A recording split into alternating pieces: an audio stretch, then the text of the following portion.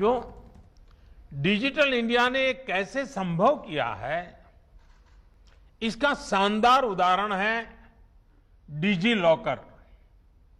School के certificate, college की degree, driving licence, passport, आधार या दूसरे दस्तावेजों को संभाल कर रखना हमेशा से लोगों के लिए बहुत बड़ी चिंता रहती है। कई बार बाढ़ में, भूकंप में, सुनामी में, कहीं आग लगने की वजह से लोगों के जरूरी पहचान पत्र नष्ट हो जाते हैं। लेकिन अब 10वीं, 12वीं, कॉलेज, यूनिवर्सिटी की मार्कशीट से लेकर दूसरे तमाम दस्तावेज सीधे डिजी लॉकर में सहज रूप से रखे जा सकते हैं। अभी कोरोना के इस काल में कई शहरों के कॉलेज एडमिशन के लिए स्कूल सर्टिफिकेट्स का वेरिफिकेशन डिजी लॉकर की मदद से ही कर रहे हैं।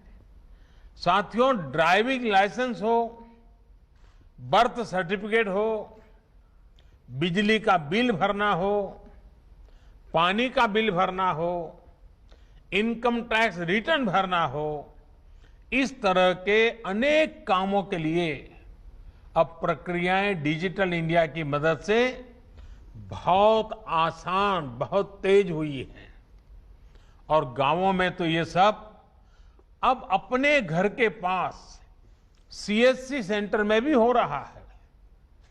डिजिटल इंडिया ने गरीब को मिलने वाले राशन की डिलीवरी को भी आसान किया है। ये डिजिटल इंडिया की ही शक्ति है कि one nation one ration card का संकल्प पूरा हो रहा है। अब दूसरे राज्य में जाने से नया राशन कार्ड नहीं बनाना होगा। एक ही राशन कार्ड पूरे देश में मान्य है। और इसके सबसे बड़ा लाभ उन श्रमिक परिवारों को हो रहा है जो काम के लिए दूसरे राज्यों में जाते हैं। अभी मेरी ऐसे ही एक साथी से बात भी हुई। हाल ही में माननीय सर्वोच्च न्यायालय ने भी इससे जुड़ा एक बड़ा अहम फैसला दिया है। कुछ राज्य हैं जो इन बात को मानते नहीं थे। आखिरकार सुप्रीम कोर्ट ने हुक्म किया है कि इन राज्यों ने अब तक जिन्होंने one ration card, one nation वाला बात नहीं स्वीकार किए हैं, वो तुरंत लागू करें। हुक्म करना पड़ा सुप्रीम कोर्ट को और उन्हें भी इसी योजना का लागू करने के लिए कहा गया है।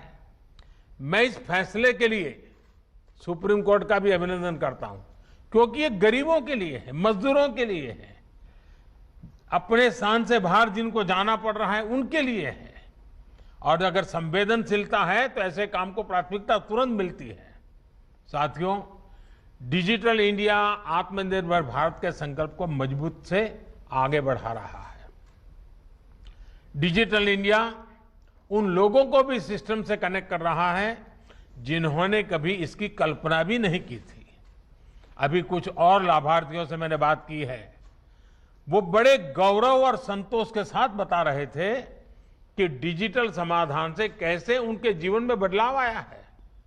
रेहड़ी, ठेला, पटरी वालों ने कब सोचा था कि वो बैंकिंग सिस्टम से जुड़ेंगे और उनको भी बैंक से आसान और सस्ता ऋण मिलेगा। लेकिन आज स्वनिधि योजना से ये संभव हो रहा है। गांव में घर और जमीन से जुड़े विवाद और असुरक्षा की खबरें भी अक्सर सुनने को आती रहती हैं। लेकिन अब स्वामित्व योजना के तहत गांव की जमीनों को ड्रोन मैपिंग की जा रही है। डिजिटल माध्यम से ग्रामीणों को अपने घर की कानूनी सुरक्षा का दस्तावेज मिल रहा है। ऑनलाइन पढ़ाई से लेकर दवाई तक के लिए जो प्लेटफॉर्म विकसित किए गए हैं, उनसे देश के करोड़ों साथी आज लाभान्वित हो रहे हैं। साथियों, दूर सुदूर तक स्वास्थ्य सुविधाओं को पहुंचाने में भी डिजिटल इंडिया अहम भूमिका निभा रहा है। थोड़ी देर पहले बिहार के साथी ने मुझे बताया कि ई संजीवनी ने कैसे इस मुश्किल समय में घर बैठे ही उनकी दादी मां के स्वास्थ्य लाभ की चिंता की। सबको स्वास्थ्य सुविधा मिले, समय पर अच्छी सुविधा मिले, ये हमारी प्राथमिकता है। और इसके लिए नेशनल डिजिटल हेल्थ मिशन के तहत एक प्रभावी प्लेटफॉर्म पर भी काम चल रहा है। इस कोरोना काल में जो डिजिटल सॉल्यूशन भारत ने तैयार किए हैं, वो आज पूरी दुनिया में चर्चा का भी विषय है और आकर्षण का भी विषय है। दुनिया के सबसे बड़े डिजिटल कॉन्टैक्ट ट्रेसिंग ऐप में से एक आरोग्य सेतु का कोरोना संक्रमण को रोकने में बहुत मदद मिली है। टीकाकरण के लिए भारत के कोविन ऐप में भी आज अनेकों देश दिलचस्पी दिखा रहे हैं। वो चाहते हैं उनके देश में इस योजना का लाभ मिले। वैक्सीनेशन की प्रक्रिया के लिए ऐसा मॉनिटरिंग टूल होना हमारी तकनीकी कुशलता का प्रमाण है। साथियों, कोविड काल में ही हमने अनुभव किया कि डिजिटल इंडिया ने हमारे काम को कितना सरल बना दिया है। आज तो हम देखते हैं कि कोई पहाड़ों से, कोई गांवों में बने होम स्टे से अपना काम कर रहा है। कल्पना कीजिए, ये डिजिटल कनेक्ट नहीं होता तो कोरोना काल में क्या स्थिति होती। कुछ लोग डिजिटल इंडिया के प्रयासों को सिर्फ गरीब से जोड़कर देखते हैं, लेकिन इस अभियान ने मध्यम वर्ग और युवाओं की जिंदगी भी बदल दी है। और हमारे ये जो आजकल ये जो मिलेनियल्स हैं, अगर आज ये सारा दुनिया न होती, टेक्नोलॉजी न होती, तो उनका क्या हाल होता।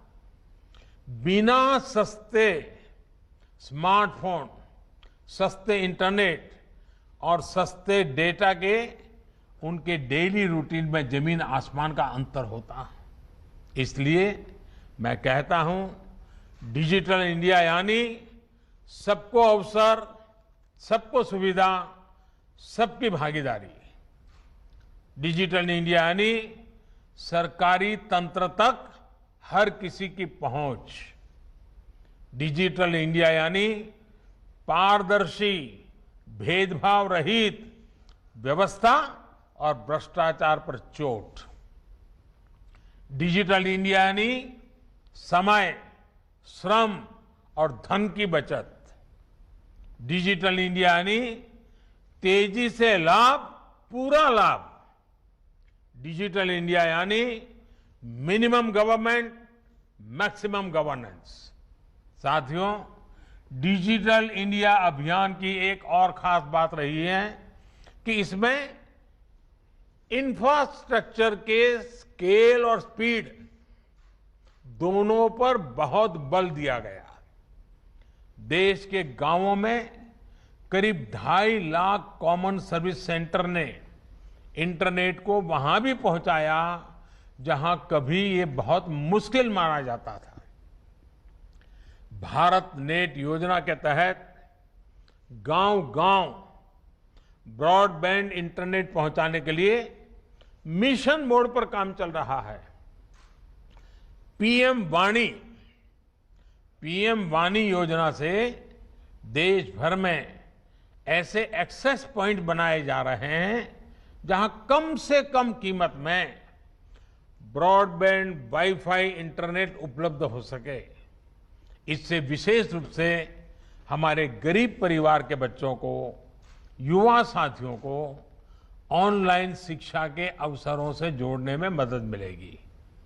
अब तो कोशिश ये भी है कि देश में सस्ते टैबलेट्स और दूसरे डिजिटल डिवाइस उपलब्ध हो सके।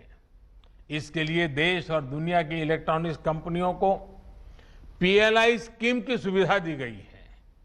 साथियों, आज भारत जितनी मजबूती के साथ दुनिया की अग्रणी डिजिटल इकोनॉमी में से एक बना है, वो हर भारतवासी के लिए गौरव का विषय है। पिछले 6-7 साल में अलग अलग योजनाओं के तहत करीब करीब 17 लाख करोड़ रुपए 17 लाख करोड़ रुपए सीधे लोगों के बैंक खातों में ट्रांसफर किए गए हैं। कोरोना काल में डिजिटल इंडिया अभियान देश के कितना काम आया है, ये भी हम सभी ने देखा है। जिस समय बड़े बड़े समृद्ध देश लॉकडाउन के कारण अपने नागरिकों को सहायता राशि नहीं भेज पा रहे थे, भारत हजारों करोड़ रुपए सीधे लोगों के बैंक खातों में भेज रहा था। कोरोना के इस 1.5 साल में ही भारत ने विभिन्न योजनाओं के तहत करीब 7 लाख करोड़ रुपए डायरेक्ट बेनिफिट ट्रांसफर डीबीटी के माध्यम से लोगों के बैंक अकाउंट में भेजे हैं। भारत में आज सिर्फ यूपीआई, भीम यूपीआई से ही हर महीने करीब 5 लाख करोड़ रुपए का लेन देन होता है। साथियों, किसानों के जीवन में भी डिजिटल लेन देन से अभूतपूर्व परिवर्तन आया है। पीएम किसान सम्मान निधि के तहत 10 करोड़ से ज्यादा किसान परिवारों को 1,35,000 करोड़ रुपए सीधे बैंक अकाउंट में जमा किए गए हैं। डिजिटल इंडिया ने वन नेशन वन एमएसपी की भावना को भी साकार किया है। इस वर्ष गेहूं की रिकॉर्ड खरीद का लगभग 85,000 करोड़ रुपए सीधे किसान के बैंक खाते में पहुंचा है। इनाम पोर्टल से ही अब तक देश के किसान 1,35,000 करोड़ रुपए से ज्यादा का लेन देन कर चुके हैं। साथियों, वन नेशन वन कार्ड यानी देश भर में ट्रांसपोर्ट और दूसरी सुविधाओं के लिए पेमेंट का एक ही माध्यम एक बहुत बड़ी सुविधा सिद्ध होने वाला है। फास्टैग के आने से पूरे देश में ट्रांसपोर्ट आसान भी हुआ है, सस्ता भी हुआ है और समय की भी बचत हो रही है। इसी तरह जीएसटी से ई वे बिल्स की व्यवस्था से देश में व्यापार कारोबार में सुविधा और पारदर्शिता दोनों सुनिश्चित हुई है। कल ही जीएसटी को 4 वर्ष पूरे हुए हैं। कोरोना काल के बावजूद पिछले 8 महीने से लगातार जीएसटी रेवेन्यू 1 लाख करोड़ रुपए के मार्क को पार कर रहा है। आज 1,28,00,000 से अधिक रजिस्टर्ड उद्यमी इसका लाभ ले रहे हैं। वहीं गवर्नमेंट ई मार्केट प्लेस यानी जेम से होने वाली सरकारी खरीद ने पारदर्शिता बढ़ाई है, छोटे से छोटे व्यापारी को अवसर दिया है। साथियों, ये दशक डिजिटल टेक्नोलॉजी में भारत की क्षमताओं को ग्लोबल डिजिटल इकोनॉमी में भारत की हिस्सेदारी को बहुत ज्यादा बढ़ाने वाला है। इसलिए बड़े बड़े एक्सपर्ट्स इस दशक को इंडिया टेकट के रूप में देख रहे हैं। एक अनुमान है कि अगले कुछ सालों में भारत की दर्जनों टेक्नोलॉजी कंपनियां यूनिकॉर्न क्लब में शामिल होगी। ये दिखाता है कि डेटा और डेमोग्राफिक डिविडेंड की सामूहिक ताकत कितना बड़ा अवसर हमारे सामने ला रही है। साथियों, 5G टेक्नोलॉजी पूरी दुनिया में जीवन के हर पहलू में बड़े बदलाव करने वाली है। भारत भी इसके लिए तैयारी में जुटा है। आज जब दुनिया इंडस्ट्री 4.0 की बात कर रही है, तो भारत इसके एक बड़े भागीदार के रूप में उपस्थित है। डेटा पावर हाउस के रूप में भी अपनी जिम्मेदारी का भारत को एहसास है। इसलिए डेटा प्रोटेक्शन के लिए भी हर जरूरी प्रावधान पर निरंतर काम चल रहा है। कुछ दिन पहले ही साइबर सिक्योरिटी से जुड़ी इंटरनेशनल रैंकिंग आई है। 180 से ज्यादा देशों के ITU global cyber security index में भारत दुनिया के टॉप 10 कंट्रीज में, टॉप 10 देशों में शामिल हो चुका है।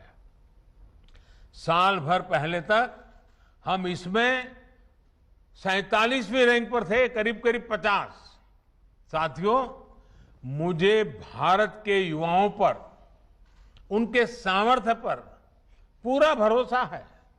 मुझे विश्वास है कि हमारे युवा डिजिटल एम्पावरमेंट को नई ऊंचाइयों पर पहुंचाते रहेंगे। हमें मिलकर प्रयास करते रहना होगा। हम इस डेकेड को इंडिया टेकेड बनाने में सफल होंगे। इसी कामना के साथ आप सभी को फिर से मेरी बहुत बहुत शुभकामनाएं। तो डिजिटल इंडिया के 6 साल पूरे होने पर प्रधानमंत्री नरेंद्र मोदी को आप सुन रहे थे। जिस तरीके का लक्ष्य भारत के लिए प्रधानमंत्री नरेंद्र मोदी ने रखा था कि हमें व्यापार अपना बढ़ाना है, आत्मनिर्भर होने की दिशा में बढ़ना है, भारत उस दिशा में आगे बढ़ रहा है। प्रधानमंत्री नरेंद्र मोदी ने ये बात यहाँ पर कही। साथ ही साथ जो डिजिटल इंडिया है, उससे जो लाभार्थी हैं इस योजना के, उनसे उन्होंने थोड़ी देर पहले बात भी की कि किस तरीके से उन्हें दिक्कतें हुई या क्या वो महसूस कर रहे हैं जब डिजिटली इंडिया आगे बढ़ने की कोशिश में है। तो प्रधानमंत्री नरेंद्र मोदी ने यह भी कहा कि दवाई से पढ़ाई तक अब डिजिटल प्लेटफॉर्म उपलब्ध है हमारे देश में, और यही एक लक्ष्य बनाया गया था जिस पर हम आगे बढ़ रहे हैं। प्रधानमंत्री नरेंद्र मोदी ने one nation one ration card योजना के बारे में भी कहा कि इस वजह से ये आसान बना, स्वास्थ्य सुविधाएं जो हैं वो इसी माध्यम से दूर दूर तक पहुंच पाएंगी।